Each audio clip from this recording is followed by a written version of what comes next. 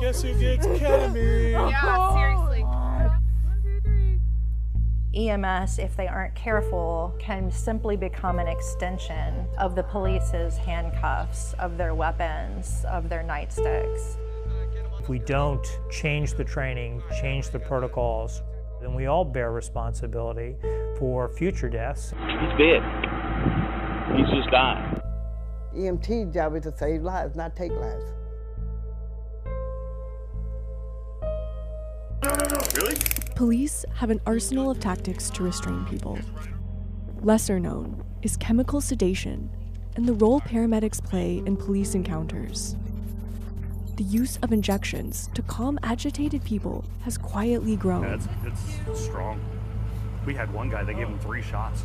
A 3-year investigation found that more than 1,000 people died after a police encounter involving force not intended to be lethal.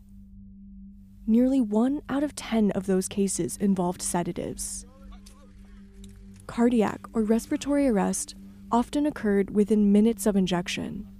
Is he knocked out or he ain't dead, is he? Hey, wake up! After they gave him medication, he started to pass out, and now he's not breathing. The AP found that authorities often don't scrutinize the use of sedatives, making their exact role in the deaths unclear. Medical examiners frequently blamed health conditions or other drugs in their systems, as was the case for Demetrio Jackson. He was outgoing. He loved to tell jokes. He would have me laughing every time he would come to visit me. To understand what happened to Rita Gowan's 43-year-old son, we reviewed police videos and hundreds of pages of records. I had to watch the video of what they did. And I find myself sometimes waking up at night, I'm beating on my couch. I'm yelling out.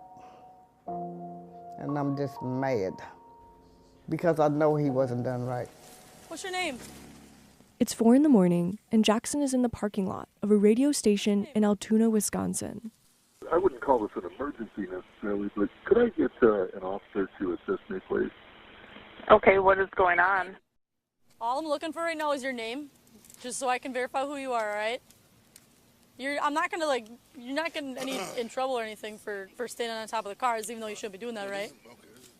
But Jackson, who's on probation for a drug conviction, won't give his name. Are you gonna give me your name or no? Because I'm not gonna sit out here all night and drag this out, okay?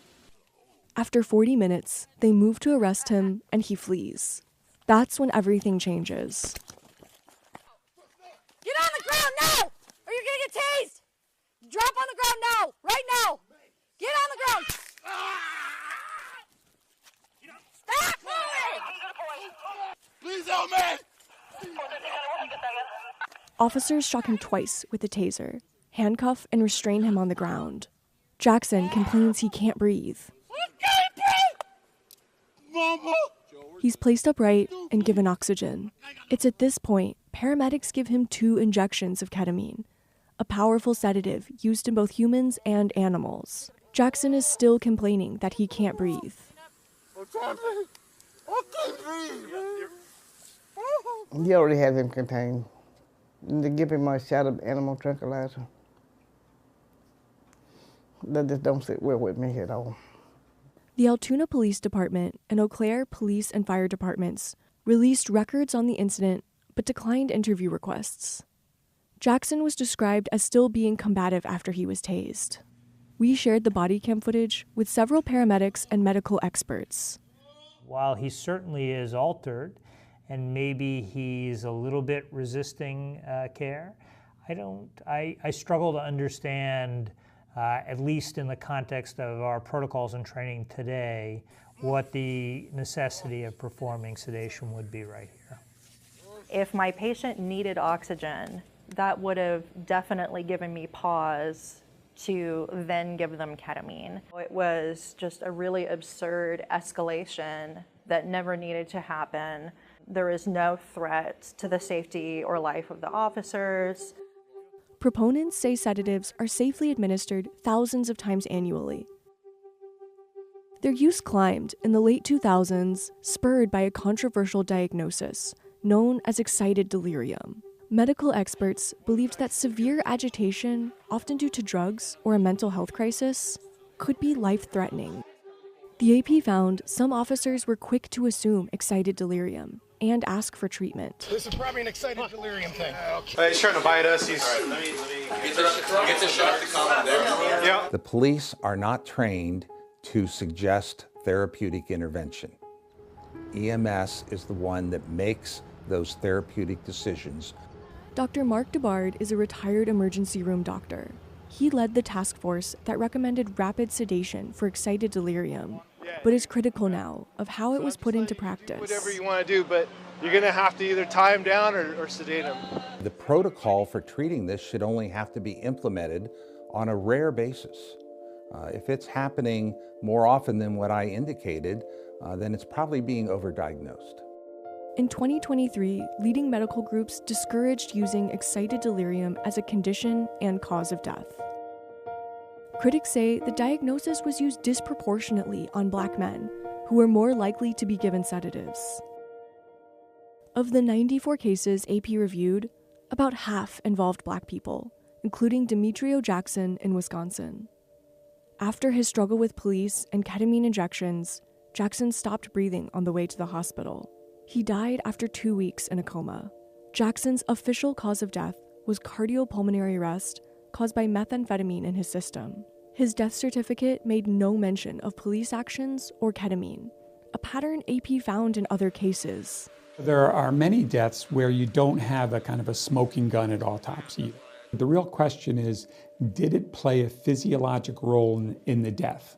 Would this person have died without that sedative in their system? And what probably is needed are some more studies to look at this and see, is there scientific basis for saying that these are playing a role? Stop right there. Stop.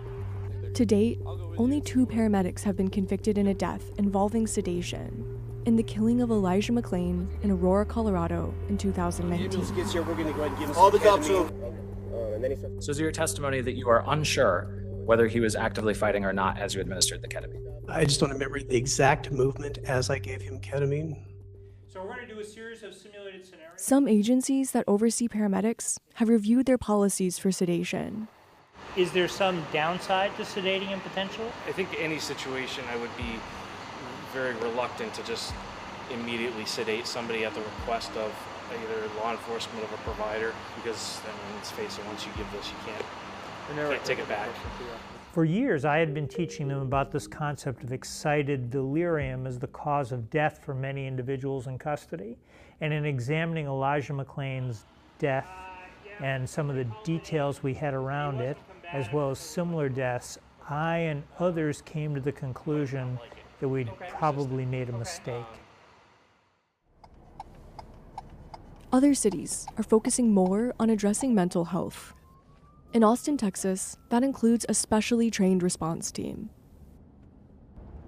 Your options are stay home or go to the hospital, and that is it.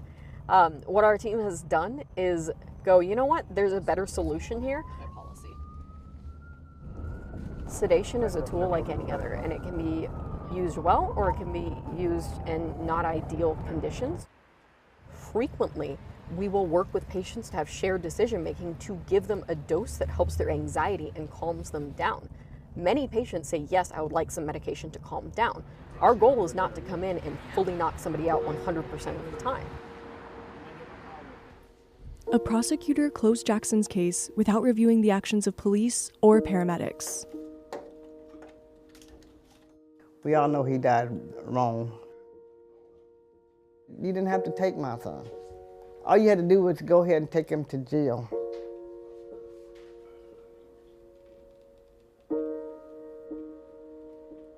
That was my son. I will cry till I die.